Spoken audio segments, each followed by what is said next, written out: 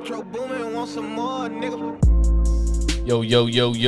Yo, welcome back to the Freedom Finders morning show on a Saturday. We got another special guest coming in today, a special guy that I work with within the corporate America. So we're gonna have some fun talking about his transitions, what he does outside of work, and you guys are gonna see a lot of fun things that he does outside. And it's kind of some crazy stuff if you ask me, but we're gonna get into it and we're gonna have some fun today. But with that being said, if y'all don't know who we are already, we are the Freedom Finders. We help people find their freedom, their mental, their physical, their spiritual, and their financial freedom. And that's what we do. We had to eliminate the consistent daily action show in order to elevate to the next level of Freedom Finders Unleashed, which now we unleashing the beast from within. So if y'all are rocking with us, go ahead and if you're on the live, go ahead and put where you're coming in from, drop your name in, go ahead and start throwing in what you're grateful for down into the comments. We'd love to see what y'all grateful for, and we're gonna get into this interview right in a second. So yeah, go ahead and put it in the comments and we're gonna get right into it. We ain't gonna waste no time today. Let me go ahead and get my outro in. But I know we haven't been here the past couple Saturdays. It's been a lot of the Christmas holidays, so we appreciate y'all coming back on the live and watching this on the replay as well. So but without further ado, again, I want to go ahead and welcome my guy into the show so we can get right into it, because he does a lot of things. He's a YouTuber. He's full-time in corporate America. He's running marathons. He's a what is it called? A professional eater, or we'll get into. I'm not sure what he wants to call himself. But without further ado, I'd like to welcome my guy, Ben Sisarsky, to the show. Appreciate you tapping in with us, Ben. Definitely excited to talk more about your eating. So how you doing this morning, bro? I'm great. Doing well. Thank you, Devin, for inviting me to the show and for the intro. I know there's a lot of ground to cover, so looking forward to talking about all of it. Excited to be here and getting to engage with this community. Yes, sir. And we didn't talk at pre-show too much, but the four things that we did, and as you can see, this is episode 504. So we went 500 straight days of the Consistent Daily Action Morning Show, where we talk gratitude, positive affirmations, daily actions, and wise words. And we did that 500 days in a row. And a lot of our Freedom Finder family lives have improved so greatly just from being grateful. So I want to go ahead and kick it off with a little gratitude. I'll share what I'm grateful for this morning. We'll let you share what you're grateful for. And then we're going to get in more to your story. So first and foremost, Freedom Finder family, if you're on the live, go ahead and put what you're grateful for down in the comments. We'd love to see what y'all grateful for this morning. If you want to replay, go ahead and drop it in there, because you never know, and it feels good to be grateful. So first and foremost, for me, I'm super grateful just for waking up this morning, because like we used to always say, man, waking up is better than $1 trillion. Man, without waking up, nothing else even matters. So super grateful for waking up this morning. I'm also very grateful for my beautiful wife. It's super cool to say my wife. Is still weird. I just got married in October. Y'all ain't know, and it's still weird. I ain't gonna lie to y'all. It's like my wife, but anyway, it's a forever thing. So I'm super grateful for her, because she makes me such a better person. And also I'm just super grateful for the vision that the Lord has put on my heart to be able to give and understand is bigger than just me. I'm not here for just Devin Scott. I'm here to serve and serve my people that I'm supposed to serve. And the coolest part about it all, and I struggle with this a lot, but I'm super grateful that I don't have to serve everybody, period. I'm here to serve my people who I'm supposed to serve, who God has called me to serve. So I'm super grateful for being able to focus in and harness in of who I want to serve and who I'm called to serve on this day. So that's what I'm grateful for this morning. And be real quick before you go, Ben, what's going on? Pastor Davis in the building. Shout out to Pastor Davis in the building. What is they talking about? The crop and overlay, dragon edge. Oh, what they talking about? Hey, Ben, you can see that comment, right? I can. Yes. Okay. We shoot. Ecamm Live done updated on me, so I'm like, what's this popping up other stuff? Anyway, Pastor Davis in the building. He said, grateful for a new day. Big T. Yes, sir. Appreciate you, Pastor Davis. Appreciate you tapping in. Lori Kane in the building. She said, congrats on the wedding. Thank you so much, Lori Kane. Definitely appreciate it. Miss Blanton in the building. She said, good morning from Las Vegas. I am grateful for family and the continued blessings that are about to happen. Yes, Vale. Yes, Vale. DeAndre Collins in the building. He said, good morning, you guys. I'm grateful for waking up on this Saturday morning. I am grateful for everything, you guys. I am a role model. I'm a successful. I'm a leader. I am a loving person. I'm a go-giver. I am a friendly person. You guys, Dub C all day, black and gold. Yes, sir. Dub C is our high school we went to, by the way. So we bleed black and gold, brother. We bleed Love black it. and gold. Pops in the building. What's going on, Pop? Shout out to my Pops in the building. Shout out to DeAndre in the building. Shout out to Miss Blinton in the building. Appreciate y'all tapping in with us. But with that being said, Ben, what are 2 to 3 things that you are grateful for on this morning? Yeah, absolutely. First of all, I'm grateful for being here. I love what you said about it feels good to start with gratitude. Just seeing some of those comments roll in and you getting to talk about what you're grateful for, it's fun. It feels good. I enjoy that. I do a journaling system here and there, especially on days where I feel like I need it. And in the morning, I'll do some gratitude journaling, and it always starts the day off in a good way. Um, so yeah, Devin, grateful for you and grateful for getting to be here this morning. On top of that, I did a run this morning. So Devin mentioned that I'm into some marathon running, so I'm in another stage of marathon training right now. And I think about this a lot, that I'm grateful for one of the things I enjoy to do is just go out and run. It just feels good to be healthy. I'm super grateful that I'm not injured. I don't have shin splints, that I have legs, I can walk, that I can just enjoy being outside. I'm in Florida right now, so I love that I can run shirtless and in January in the warmth. That's amazing. It's freezing here in Charlotte, bro. So don't come back anytime soon. Yeah, It's I heard about the snow that's supposed to come in tomorrow. They said we may get 12 inches, 6 to 12 That's inches. that's Crazy. crazy. Yeah, and then finally, my family. That's super top of mind right now. I'm in my parents' bedroom right now doing this show, and they've lived in Switzerland for the past 5 years, along with my little brother. And so we have all five family members here together this weekend for the long weekend. And we haven't got to do that much with them all the way in Switzerland, especially a 6 hour time difference with them 6 hours ahead. It's a little bit hard to call them because by the time the workday is over, then usually it's 11 p.m. for them. So I've spent a month here, and I'm just incredibly grateful for the time with them.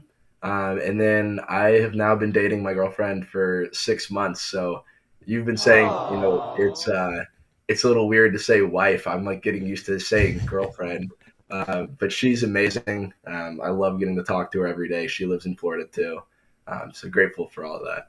Yeah, hey, that's a big time, man. Getting to see family, getting to see the girlfriend. Congrats, man. I ain't even get had a girlfriend, so Yeah, we yeah, haven't that's caught what's up in up. a while. That's what's up. Yeah, it's been a while. Me, Ben and I, when he works with my company as well, and he was working directly with me at first, and then I got in a new role. So that's how we met. By the way, we're gonna get a little bit more about that as well. But real quick before you get into your story, Pops in the building. He said he's grateful for life and life abundantly. He said, I am healthy, I am wealthy, and I am peaceful. Yes, sir. Appreciate you sharing this morning. We're big on IMs. We're gonna hit a little bit of IMs, but before we get into some IMs, some positive affirmations, Ben, I want to hear a little bit more about your story. Can you just tell the people about who you are?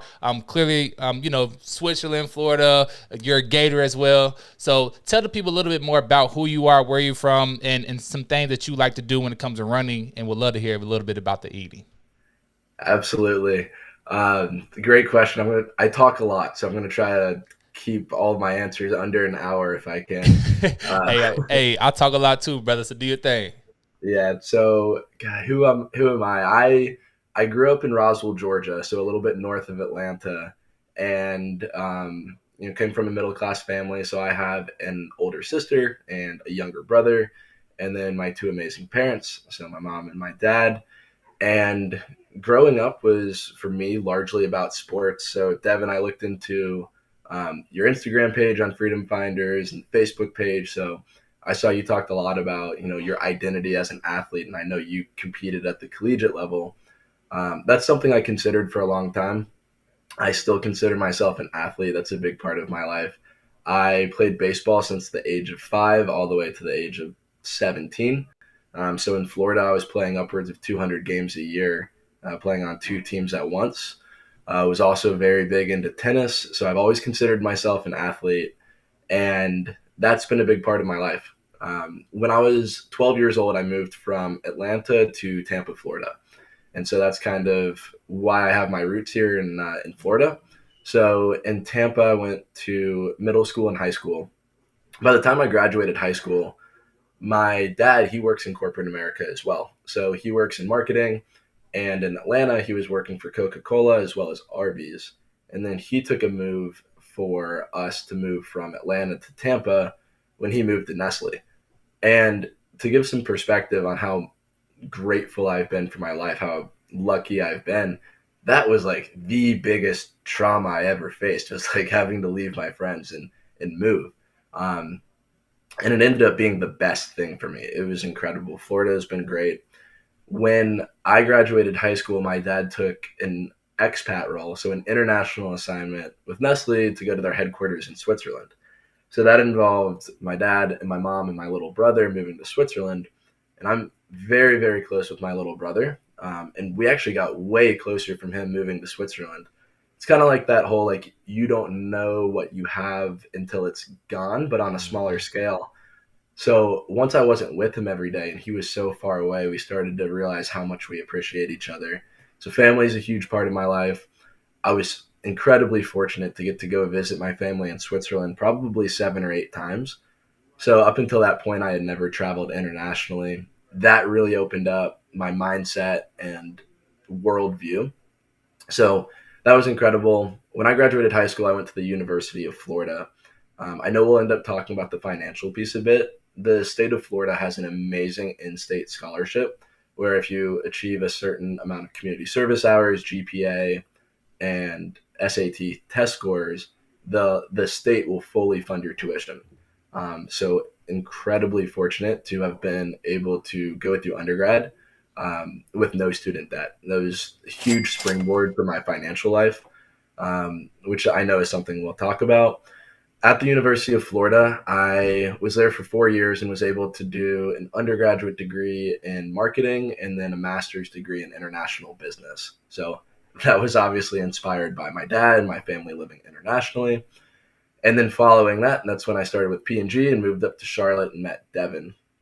And then to touch on some of the hobbies too. So like I mentioned, I've always been an athlete and I was playing baseball my whole life. My whole goal at the end of high school was I wanted to go to, in my head, the best academic college that I could get into. I had this formula at the time where I was like, I need to get the best grades I can in high school to go to the best school for college so I can get the best job and make the most money. Like that was all I cared about. I thought it was the formula. I was kind of like the naive 17-year-old. I thought I had it all figured out.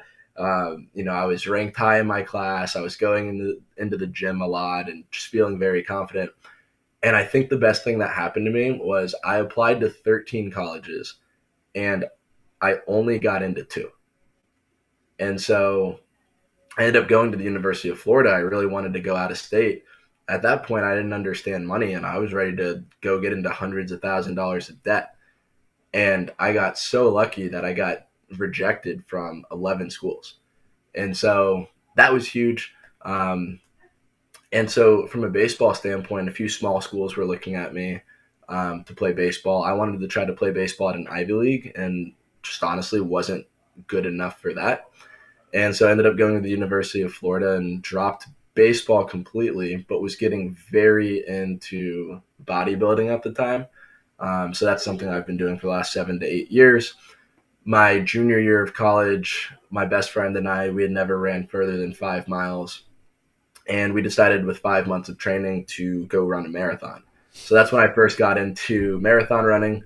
We ran the National Marathon in 2019. And after about a year and a half of not running, about 2 months ago, I just ran my second marathon. And I'm hooked on that now. It's a huge hobby of mine. I think I'm going to end up running at least 2 a year. And then the final piece to unpack, which I'll just touch on high level here, is I have done a lot of competitive eating, which sounds kind of wild. So if you've heard of a show called Man versus Food, where sometimes you'll go to a restaurant and you'll see on the menu that they have a 2 foot long, 6 pound burrito. And if you can finish that in a certain amount of time, you get a free t-shirt, your picture on the wall of fame, and you get your meal for free, which is just about everything you want as a college student. Like that's like the holy grail of like free stuff. So we can unpack that a little bit more too. But from a high level, I think I kind of touched a little bit Yep. on who I am. No, perfect. Thank you for that introduction. That was perfect, man. Way better than you think it was. So it was perfect. So I do want to go back because I heard you mention that it was a blessing that you didn't get into all of the schools, because this is a topic that I'm very very very passionate about, because a lot of the high school kids just go to school, right? And they're just thinking, what did you say? I want to get in the best schools, so I can get the best degree, so I can get the highest paying job. Now, that is what the entire school system has. I pick your side, and I got a lot of teacher friends, and I love school too. I love learning. I'm a student myself, but it brainwashes us to believe that that is the answer, and that is the only way that we can live, because that is how the entire board structured itself to do. So I'm not sure if you know this, Ben, or not, but John D. Rockefeller, I'm sure you know who that is, right? So I do. he's one of the wealthiest men, I think, in the world, at least in the U.S. I don't know. One of the wealthiest men, I'll say, in the world. He was super wealthy with the oil industry, and what he did, and one of his quotes was, and I may not have it perfectly right with the quote, but he said, "I don't want a world of thinkers. I want a world of workers," and that was his quote. And I just posted about this on Instagram the other day, and it's just so wild because that was his quote. And guess what he created? He created the General Education Board, which is now literally what the school system is built around. And it all came from John D. Rockefeller, which again quoted, "I don't want a world of thinkers. I want a world of workers," so he can make money for his name. So that is why the entire school system has brainwashed us to beginning to believing that that's what we got to do, right? So I want to go back to that, because again, you said it was a blessing that you didn't get in, so you didn't get in all that extra debt. You end up getting a lot of things off, and a lot cheaper. I think you said even free. To remind me on that.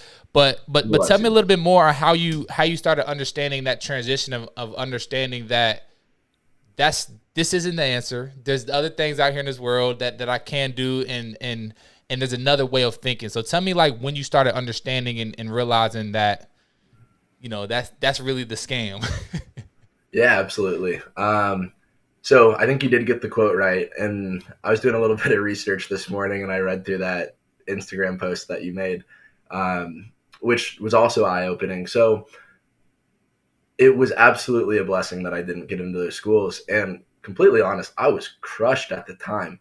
Like, I applied to UCLA and UNC and Michigan and like all these schools that were like good on paper. So I was crushed. And, it probably wasn't until after my freshman year that I started to realize just how important that was. One of the big reasons I love learning from other people. Outside of like books, I love learning from books, podcasts. Learning from other people has typically been the best way for me to learn. And I had the opportunity after my freshman year to go study abroad in London, England. One of the best experiences of that is somebody that I studied abroad with, who went to the University of Florida, was super passionate about personal finance. And he knew I liked money and thought about money. We ended up becoming good friends. And that summer, when we were hanging out together, spending money in Europe, he started teaching me all of the importances of personal finance, saving for retirement, the power of not being in debt. He recommended some beginner level books to me, like Dave Ramsey's Total Money Makeover, a few resources on YouTube. And then that's when I really started to realize, I was like, wow, this was the best decision from a financial perspective. And on top of that, by the time that I got to my junior and senior year of college, I was very involved in school doing mentorship programs. My job on campus is I worked for our business school as a career coach. So I would do resume critiques, mock interviews, and help students find internships and full-time jobs. And I realized that outside of maybe a couple companies that come to recruit at the University of Florida, I could have gone to UNC and paid, $100,000 or more, and would have only had the same opportunities, if not less, available to me. Because so much of that is on how proactive are you with your career search and going after what you want.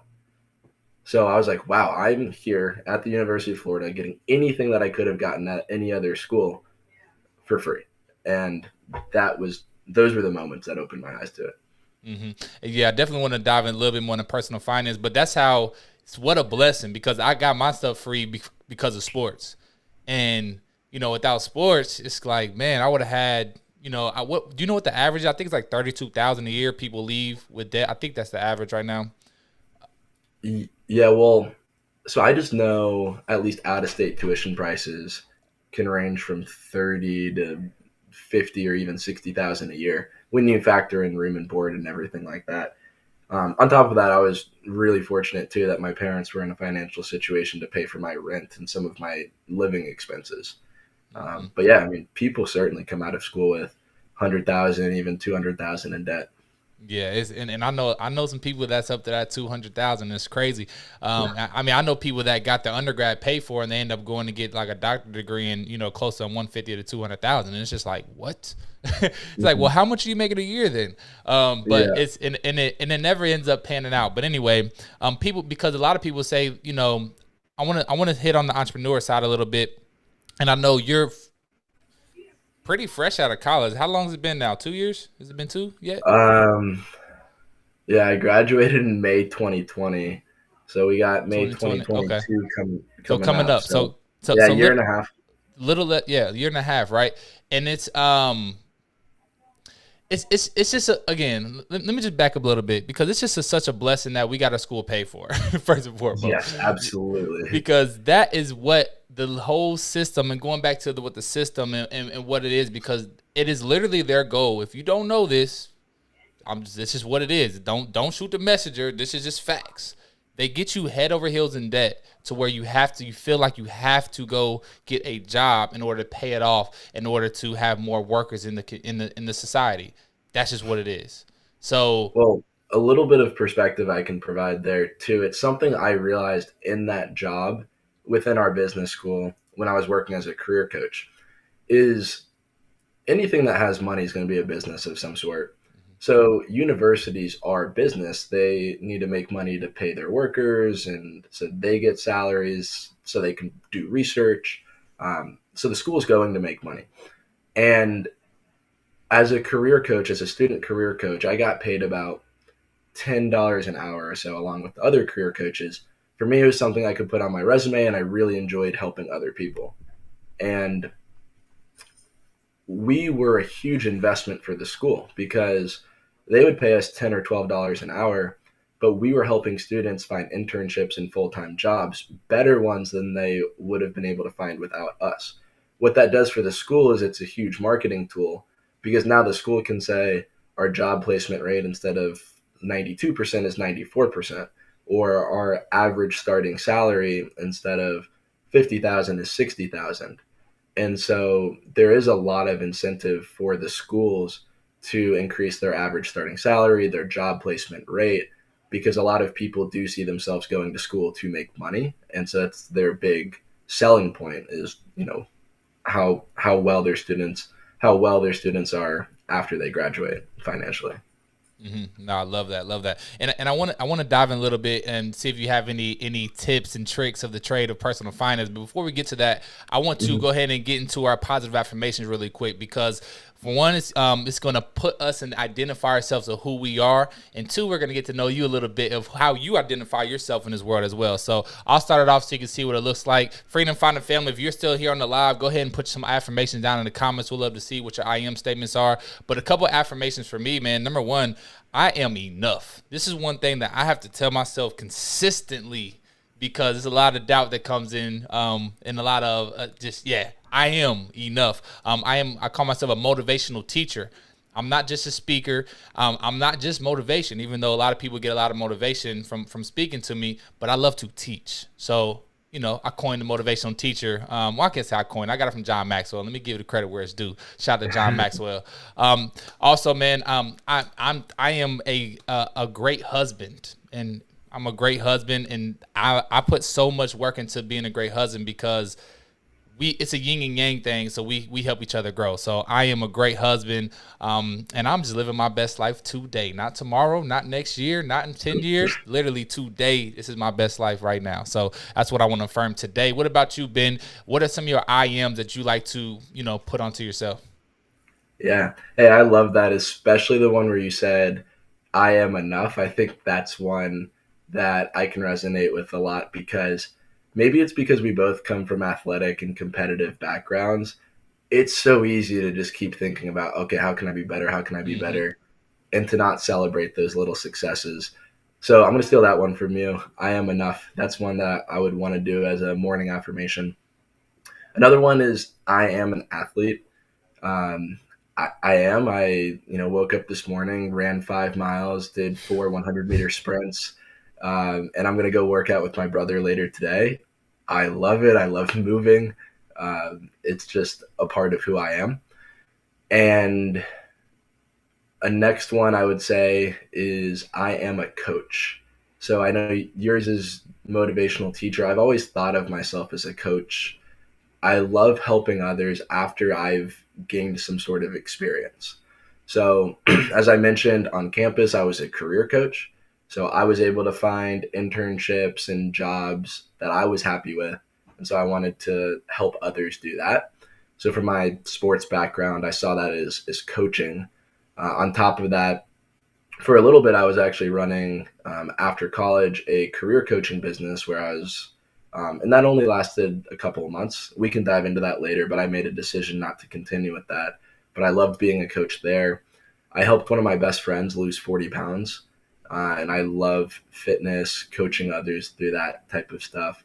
And I love what you were saying about being a motivational teacher. One of the quotes I really like is, motivation without action is just entertainment.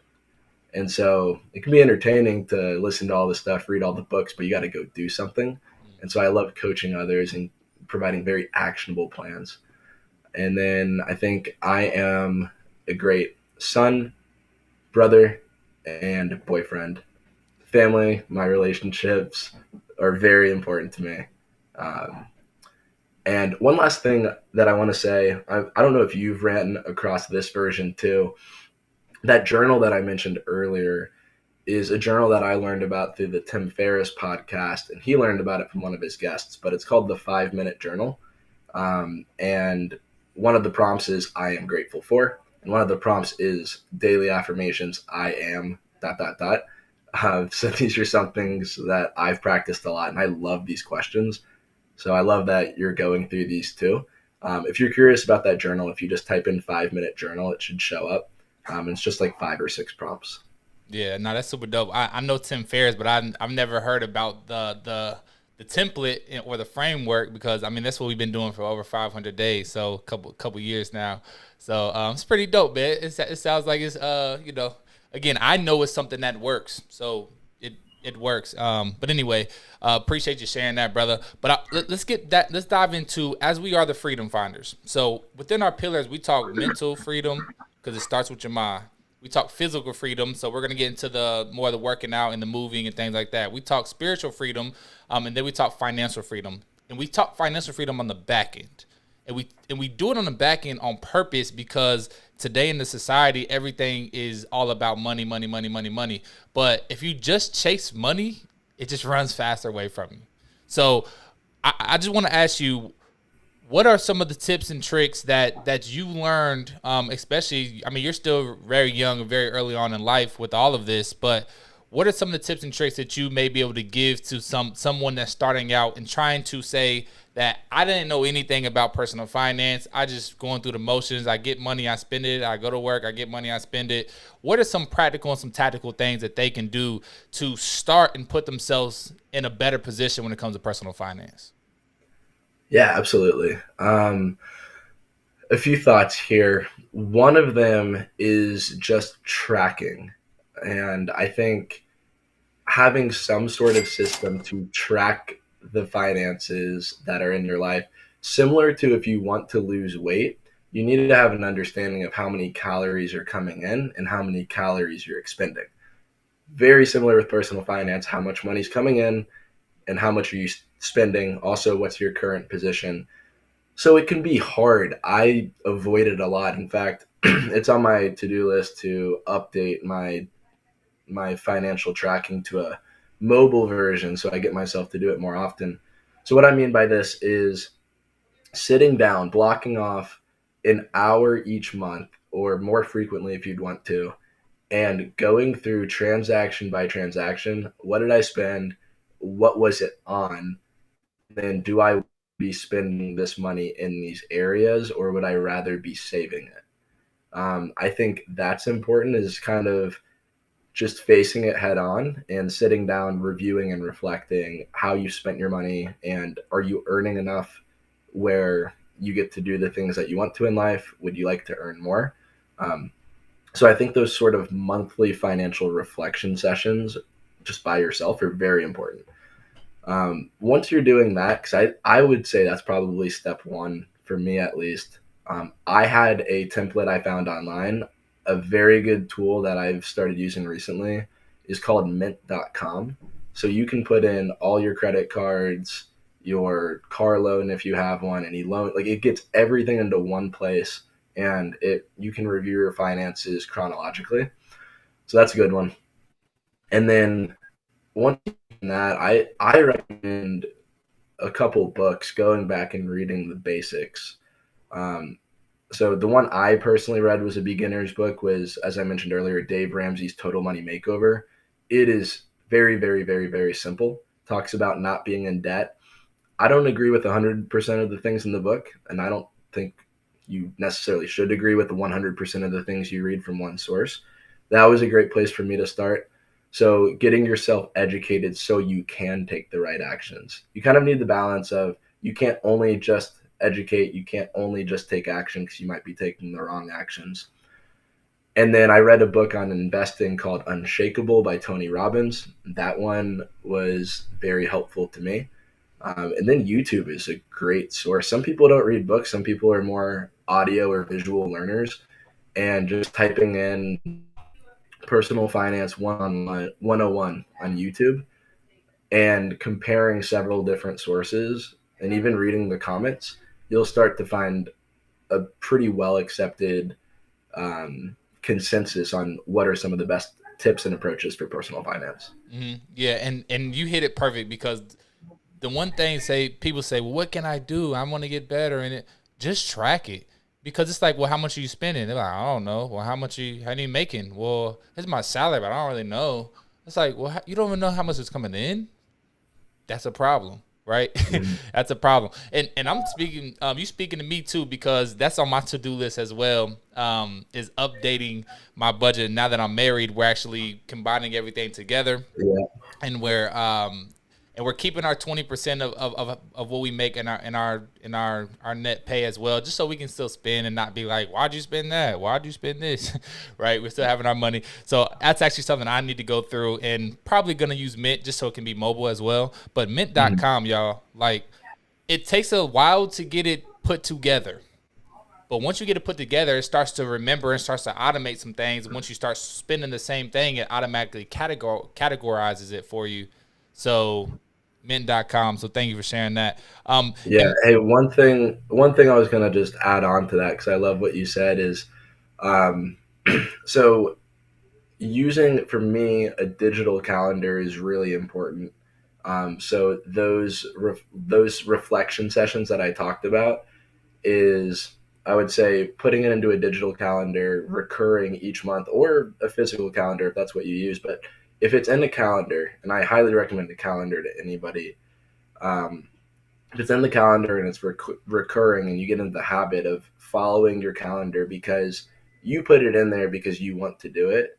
So you just need to listen to yourself when you're in your best mental state, which was you saying, I want to review my finances each month. So when that calendar invite comes up, to actually sit down with your mint.com and review it, I think that's very helpful. Devin, to what you said, of it takes a little bit to set up, I completely agree. It was frustrating. I couldn't remember any of my passwords. I had to do all the resets. It took me like 2 or 3 hours. One of the prompts in my head that I love is, what is one of the decisions you can make now that will save you 100 or 1,000 decisions in the future. And I think that's what mint.com does is, and other resources like that, is you can do some of the work up front and it saves you a lot of mental strain later. 100%, 100%. Highly effective. We need to get a promo. We need to get some advertisement paid from Mint.com today. Mint.com, you listen to this, man. Well, send us a check.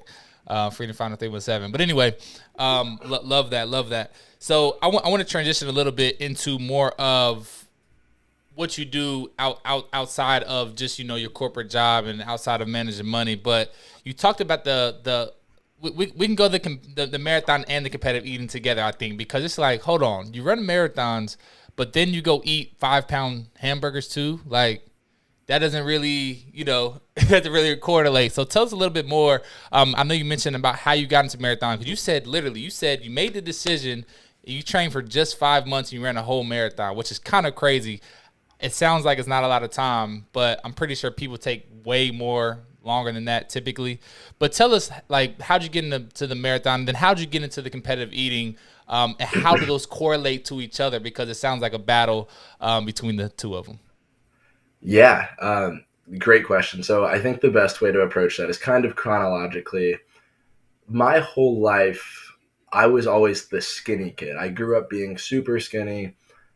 Also had a horrible diet. I used to eat jelly sandwiches on white bread for lunch. Just jelly, no peanut butter? Just jelly.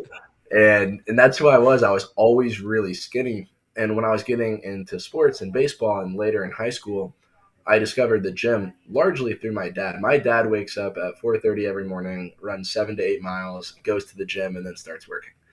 So I had that type of influence in my life. So in high school, around my sophomore year, is when I finally made the decision to get into the gym. And at the time, I was watching a lot of YouTube to get educated on how to work out. And I fell in love with the idea of bodybuilding. In my first 2 years of bodybuilding style training, I went from the skinny guy to I gained 50 pounds in 2 years and was still probably a 7% body fat. Like, I was obsessed. I actually was obsessed. It was at the point where my mom made me a birthday cake one year and I told her I couldn't eat it. And I do regret that. And so that's a big transition from going to not eating my birthday cake for my mom to eating 10,000 calories of ice cream in one sitting, which I'll get to in a second. So from that, though, for me to gain all of that weight in that period, I was watching all the information on YouTube. And when you learn about fitness and bodybuilding, you learn a lot about nutrition. For me to gain weight with my activity level, I needed to eat about 4,000 to 5,000 calories a day, and I wanted to do it of clean food. Wow. So when you're doing that with chicken breast and potatoes and oatmeal and eggs, it's hard. Like, I was forcing myself to eat all of this food. That was harder for me than the gym, but it's what I wanted to do, is I wanted to put on muscle. From that, I realized that I was actually expanding my stomach. And I did grow up watching the show Man vs. Food. It fascinated me. And so then a popular challenge kind of came about on YouTube. It was called the 10,000 calorie challenge, where people that were often into fitness, they would try to do a cheat day and cheat on their diet and see if they could eat 10,000 calories in one day. So the first time I tried it, I actually got to 9,200 and couldn't finish. And that was back when I was in high school. I tried it again later and did finish. And my friend Jake, who played on the UF rugby team and was also very into weightlifting, when we were at the University of Florida, he found this Mexican restaurant that had this burrito challenge. So I mentioned this one earlier. It was the first eating challenge I ever did. It was a 2-foot long burrito and it weighed 6 pounds. We had 30 minutes to complete it. And I finished in 18. Jake actually finished in 6. And so hold on. 2-pound burrito in 6 minutes and 18 minutes done. 2 feet long, 2 feet, 6 burrito. pound. Oh my goodness. Yeah. Did you guys throw up afterwards? Like, 'cause you making me feel sick thinking about it. Yeah, that's one thing I do want to touch on is I promise, I mean it, I've never gotten sick from competitive eating. Wow. At that point, it's such a weird topic, right? It's not, it really is not healthy by definition. I think the reason I was doing it is because it was fun to have a challenge. Um, if you were to, try it and be throwing up after you did this stuff, that would kind of be more of along the lines of maybe an eating disorder. Whereas also because I was so competitive, you don't want to let yourself throw up the food because to get better at this activity, your stomach needs to be able to expand from all of this food. So your body has to get used to processing it. So Jake and I did that challenge, and we ended up doing a challenge in Atlanta when I was interning up there. And it was, you got a partner. So Jake and I were on the same team. It was an 11-pound, 5-meat pizza in Atlanta, Georgia. And they tried it on Man vs. Food and couldn't finish. And we did. We were the 13th team to finish it out of over 3,000 attempts. Wow. So we realized we were pretty good at this thing. And being a college student and being known to be good at eating food was just kind of funny. I've kind of always liked the absurd and the spotlight a little bit. And I've always loved the challenge. And it was really fascinating to me to figure out, could I do these huge eating challenges and maintain a very low body fat percentage? And the answer really was yes. For me to do a challenge, if I were to eat, let's call it 9,000 calories in one sitting, which I've done before, to prepare, because there's all the week before I'll eat huge meals to expand my stomach and do a lot of water chugs. And the day before I'll fast for about 24 hours so I have enough room in my stomach to eat the meal. And then because I'm so full, I won't really eat the next day. And so if you look at that 3-day period, it's 0 calories, 9,000 calories, and then 0 calories. Really, that's 3,000 calories per day. As I mentioned with my activity level, I really needed 4,000 to 5,000 a day to gain weight. So actually, in a week where I do an eating challenge, I could lose weight. Wow. Which does kind of That's seem a crazy. little counterintuitive.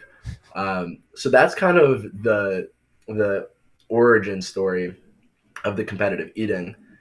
The marathon running is a little bit separate, but still kind of follows that theme of I'm expending all of this energy. I'm actually in a position where I can maintain a healthy body fat percentage while ingesting a lot of calories.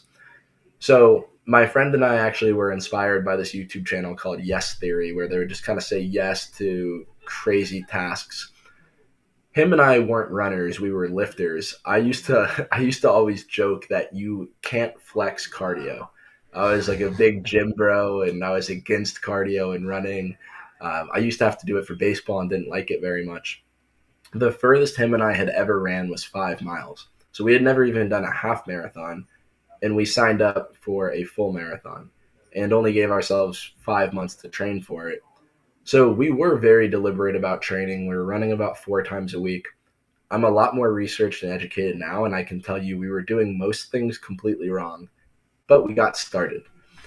And my goal was to run that marathon in under 4 hours, which is a pretty respectable time for like somebody that does a couple marathons. I ended up running that marathon in 4 hours and 1 minute. So 1 minute above my goal. So I knew I had unfinished business. And recently I ran my second marathon with a little bit more deliberate training. And I ran it in 3 hours and 40 minutes. So I beat my previous time by 21 minutes. And I'm kind of hooked now. I'm training for another one in May and probably will run another in November. So that's a little bit of that background with the competitive eating and the marathon running. Wow, bro, that is so amazing, bro. That's amazing. Let me just give you a flyer. Let me hit some buttons for you. 3 hours. You said 41 minutes, right? That's crazy. Like what? Like how? Like what is the average mile? Does that break down to? Do you know what that is? Yeah. So my first marathon was 4 hours and 1 minute. I believe that was an average of 9 minutes and 13 seconds per mile for 26.2 miles. This most recent marathon, I ran in 3 hours and 40 minutes. So that was an average mile of 8 minutes and 26 seconds. That's crazy. And 26 miles for those of y'all that don't know what a marathon. And 26.2. Yeah. Let Yeah. me not forget the point two, huh? 26.2 Yeah. miles.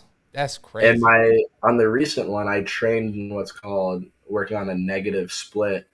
So I got faster as the marathon progressed. So miles 18 through 26, I was averaging a 7:30 per mile. And my 26 mile was 7 minutes and 10 seconds. So it was quite the difference from my previous one. And it came with a lot of research, a lot of coaching from other people that I had talked to, and a lot of hard training. I trained for 9 months for that one. Man, that's huge. So let me ask a question, because the furthest I've ever ran was like, I think it was like 7.1 miles, and I got tricked into that one. I 100% got tricked. I'll share the quick story of it. But prior to that, as a football player, I mean, we don't run miles at all. Like the furthest I've ever ran was 3 miles, and that was in high school basketball, because basketball, you got to run a lot anyway. And I hated running, but my now wife, she said, "Hey, let's go run a 3K." And I'm like, I've 3K, like, I hate running.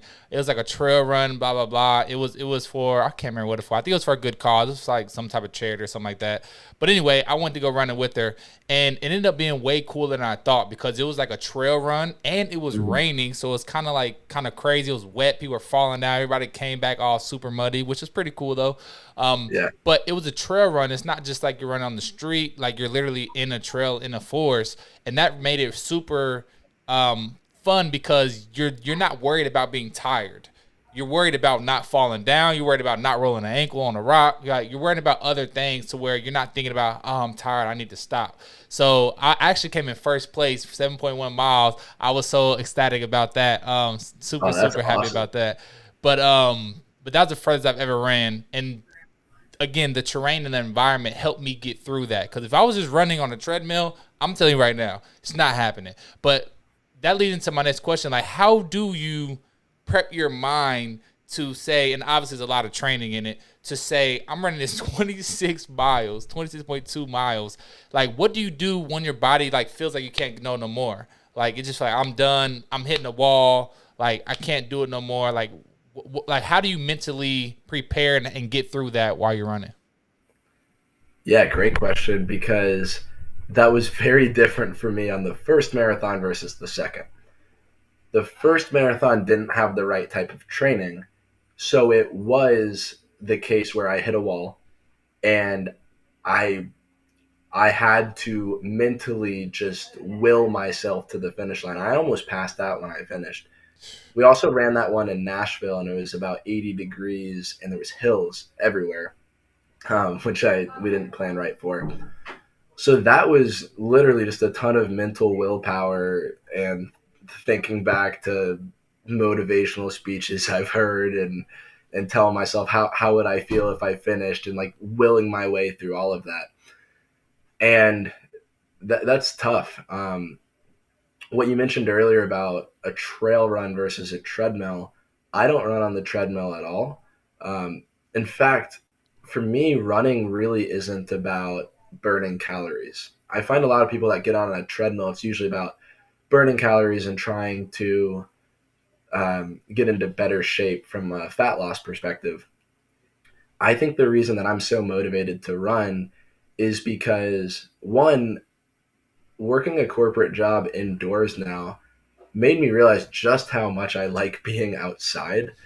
And there's something to be said of spending some time in the sunlight each day. And so I love going outside and running in the sunlight. It just makes me feel better. It really does. And then on top of that, the type of training that I realized is the most effective, and the reason that my second marathon was 21 minutes faster than my first, is it's a little bit counterintuitive to weightlifting, for instance. But with running, you actually want to, if you're marathon training, the general scientific consensus is you want to run 80% of your mileage in training. You want to run 80% of it at an easy pace where you could hold a conversation with somebody next to you. And only 20% of it are you doing speed workouts and really hard runs where you're like, oh, like this hurts, this sucks, like I really don't want to be here. That's only 1 out of 5 workouts. The reason is your body needs to recover. There's a lot of science in it. Your body needs to use certain fuel sources by going slow. And then when you do your speed workouts, those 20% of days, your body is ready to go fast and get better. And so because of that, a lot of my runs aren't excruciating hard. They're nice and easy. And my runs have became my time to listen to my own thoughts and kind of work some things out mentally. And it's my time to listen to podcasts. I mentioned the Tim Ferriss show earlier. That is my go-to podcast. I love that show. And I listen to that on a lot of my runs. And that's been a great time for me to learn. So I look forward to getting to listen to my favorite podcast when I go out for a run. And then finally, the other question about, or to go back on, hey, what about hitting a wall? Well, my last marathon, because I trained so deliberately, I got stronger at the end of the race. So it never really felt like it did for my first marathon. I was speeding up mile by mile by mile until the end because I did a lot of that work up front. So that way the 26-mile run didn't hurt that bad because I had done 22-mile runs in training. And my biggest week in terms of miles, I got up to a 55-mile week. So my body was ready to get used to all of that work for the 26-mile race. That's crazy. I was about to say I'll definitely need something in my ears if I'm running that long. It's actually my wife and I are actually talking about starting to run. Our dogs are now old enough to run with us, and they got so much energy. So that's kind of our motivation to saying let's just get them outside because they're going crazy. They're going crazy right now. I hear them out there right now, but That's awesome. just getting to run. So I'm definitely gonna need some. I do a lot of audiobooks. So podcasts actually got me into audiobooks just from listening. I'm like, oh, this is the same type of thing. And I'm getting the content from one mind. And by the way, I just want to do a quick plug into books, by the way. You mentioned it earlier. You never get all your information from one source. I heard it on some podcast or some book. Like if you want to understand something, say you want to learn how to run a marathon and you want to read books about it. Just using an example since we're talking about marathons. Don't just read one book. Go read a dozen books about that one topic and then pull out your own mental scraps from it based off everybody else's thoughts about it. So anyway, just a quick plug, talking about learning. But anyway, we are getting the time, Ben, but we don't tell you who our guest is, but we do have one last segment of the show. This is called our Final Four, and it is a hot seat to where it's going to be whatever comes to your mind first and foremost. There's four same questions we ask every single guest, and we want you to just pop them out first thing that comes to mind, and we'll get right into it, right? So, and no worries, it's nothing crazy. It's really simple stuff, but and I think you'll like the question. So, getting right into it with our Final Four. Question number one. What are some of your favorite, and you already mentioned a couple of them, so you can mention the same ones you want, but what are your favorite books that you typically like to recommend to other people? Yeah, favorite books. One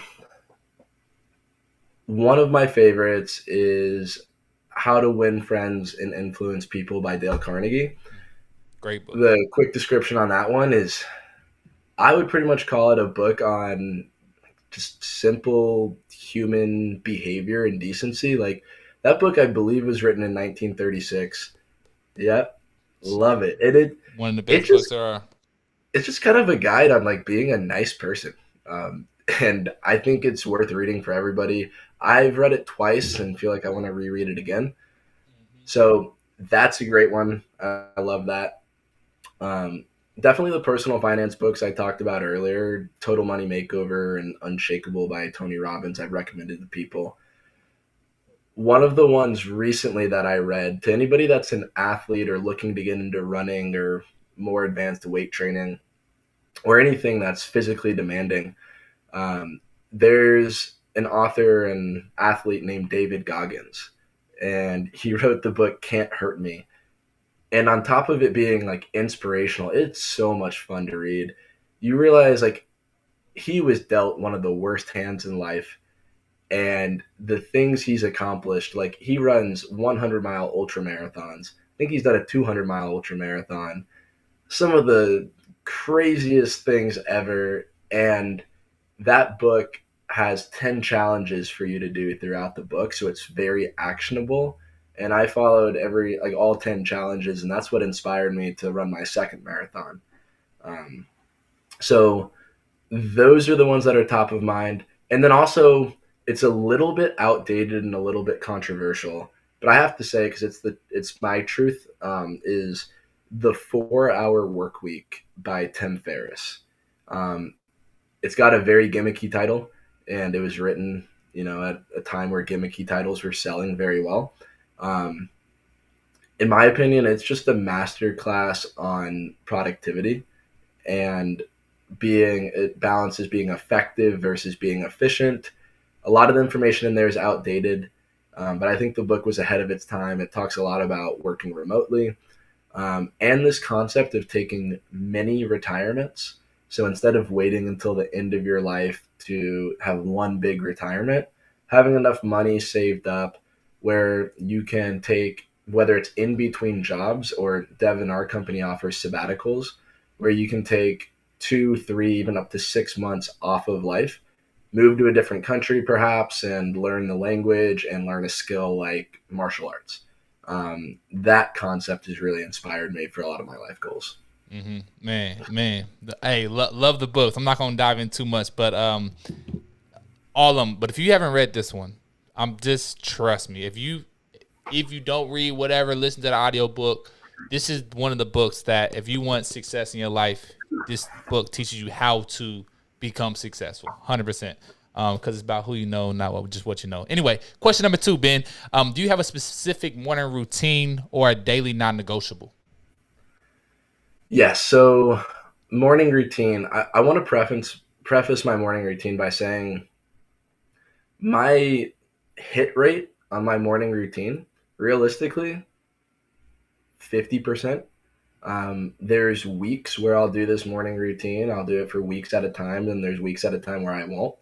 When I do it, I feel amazing. And so it's waking up, having some form of exercise, whether it's my run or weightlifting, doing that 5-minute journal that I talked about, having some stretching within that as well, and not checking my phone at all.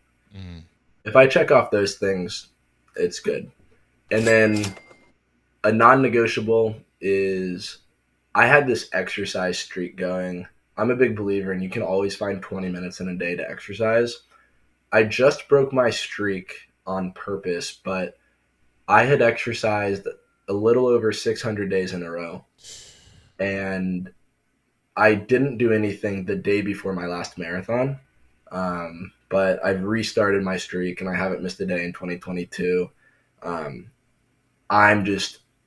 My opinion on that is I cannot have a bad day if I at least exercised. So for 600 straight days, I didn't have one bad day. Might have not been the best day, might have been an okay day, but at least I exercised. Love that, man. Love that so much. Love that. Question number 3. How do you hold yourself accountable? Is it just you, or do you have like a team that holds you accountable? I think one of the biggest underlying reasons is how much my little brother looks up to me. I think everything I do and say, he tries to replicate. He just looks up to me so much as a role model. And knowing that, it's like, I better, like, with how much I love him, I'm like, I better do nothing wrong and keep achieving what I want to achieve because that will make him better in turn. So that's big. And then I have a goal setting and reflection system that I do every Sunday. Hit rate on that still about 50% as well. But when I sit down for an hour each Sunday, I reflect on the prior week, be grateful about what I accomplished, take some time to celebrate, and then plan out my next week. I'm big into planning, really putting things into the calendar. I'd say for me, those are really critical. No, love that, love that. And last question of the final 4: what do you believe is the key factor that differentiates the successful from the unsuccessful? I think it's reflection and self-awareness. Successful, in my opinion, by definition, should be different for every individual. I think everybody should have their own definition of success. Somebody might feel insanely successful by making 60,000 a year, and other people might need in their minds a little bit more. Becoming self-aware, taking the time to understand what you like and don't like, spend some time journaling, reflecting, listening to your thoughts, meditating, whatever it does for you. I think that the most successful people are very aware of what they need to do to feel successful. Love that, love that, love that. Thank you for going through the final four, man. That was big bars, for everybody here. But as we close this thing out at the top of the hour, Ben, is there anything else in your heart that you just want to put out there to the world that you just you just feel like you want to talk about and just throw out there to the world? Anything that's really heavy on your heart right now? Yeah, this has been a month where I've got to spend a lot of time with my family. And so I feel very grateful that all of my family is still here. Um, I think it's just important to make the time for the people that are most important for you, whether it's family, your best friends, the people that you're in. If you're in a relationship with somebody, make the time for the people that are most important. If it involves scheduling it out, planning trips, whatever it might be. And I would leave that statement with, there's a really influential article I read called The Tail End, and it's from an organization, I believe, called Wait But Why. So if you typed in Wait But Why, The Tail End, it shows a visual representation of how much time you might have left to spend with the people that you love the most, and to do the activities you love the most. And that's really inspired me to be very deliberate about making time for family and friends and what matters most to me. Love that so much. Love that so much. So Ben, man, thank you so much for being a part of the Freedom Finders Morning Show, man. Being able to talk about what we walked through and all that good stuff. You're doing some great things, and you're still so young, right? I'm young too. But I'm an OG compared to you. You know what I'm saying? I look at myself and feel so much older, but then all my OGs like Devin, like, dude, you're 28, bro. Like, turned 29 on the 21st, by the way, if y'all want to send me a birthday present.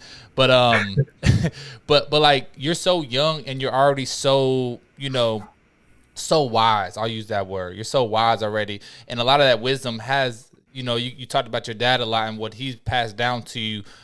So, you learn from his mistakes and learn from his successes, which is amazing. But also you're reading books, man. You're reading books. All the answers are in books, y'all. They are literally in books. All these super successful people, and I agree, you better have your own definition of success. If you don't, you better write it down today, right now. Go ahead and grab your pen and write things down right now. What does success mean to you? But I love that you're reading these books and taking that and then making your own mental scratch from it, right? You're not just doing everything that they say, like in Dave Ramsey. Like, I don't believe everything, but I did take some gems from it because I'm the same way. I'm like, Dave Ramsey, you a little crazy, bro. But leverage is good, Dave Ramsey. That's my opinion of it. Like, why would I buy my house cash when I can use leverage, Dave? But that's cool, Dave.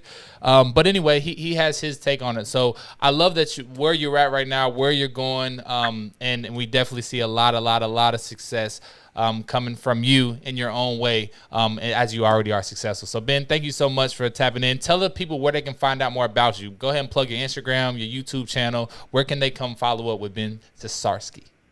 Yeah, thank you, Devin. And before plugging myself, I just want to take a second to say thanks to Devin. I think what you're doing here on this show is incredible. Even if there was like 0 listeners, like, this was so fun just to get to share this experience with you. And I'm sure you have an amazing time all the time interviewing amazing people. I had a blast here today, so thanks again for inviting me. I think we've been trying to schedule this since September, and this shattered my expectations. You're doing an amazing job with this. If you want to connect with me, my Instagram is just my last name, so it's at Sisarsky, Sisarsky. Fun fact, there's only 6 Sisarskys left on the planet, so that's how I got that handle. And then my YouTube channel is just my name. In 2021, I was making a lot of YouTube videos, did that for 6 months, so there's some interesting topics on there. I might return to that. I need to sort out some priorities and figure out if that ranks in the priorities. But those would be the 2 places to keep up with me. Yes, sir. Love it, man. Ben, again, shout out to Ben. Thank you so much for tapping in with us, man. Don't hang up because we'll stay here, but I'm going to go ahead and go to the other thing. So one more time, go follow Ben and go learn more about what he's doing, man, because he's doing some big-time things. And these books that he shared with y'all, if y'all read these books, they will be life-changing. So, again, thank you so much, Ben. I'm going to flip over, but I'll talk to you in 1 minute. Awesome. Thank you, Devin. Yes, sir. So, Freedom Finder family, man, thank y'all for another episode of, our morning show. I always want to say the Consistent Daily Action Morning Show because y'all know that's how, we went 500 days with it. But we're so grateful for Ben coming and dropping all the gems. We're talking about personal finance, going through his bodybuilding, going through marathons, going through the competitive eating, all these different type of things. And he left you some tactical things that you can actually do in your life right now, some books that you can actually read that you can go improve your life today. So just want to go ahead and close out by saying, man, hey, you are great. You are enough. You are right where you're supposed to be right now. So stop worrying about, stop caring, and stop comparing yourself to everybody else on Instagram because that is just a highlight reel. So remember to love yourself, fill your cup up first, because if you don't fill your cup up first, you can't help and pour out into anyone else. And the number one way to feel fulfillment in this world is giving and growing. So if you want to be fulfilled, make sure you're giving and growing, and you can't give until you fill your cup up. So, man, we love y'all. We appreciate y'all, Freedom Finder family. Thank you guys for tapping in with myself. And for episode 504, Devin Scott and the Freedom Finders signing out. Y'all gonna be great today.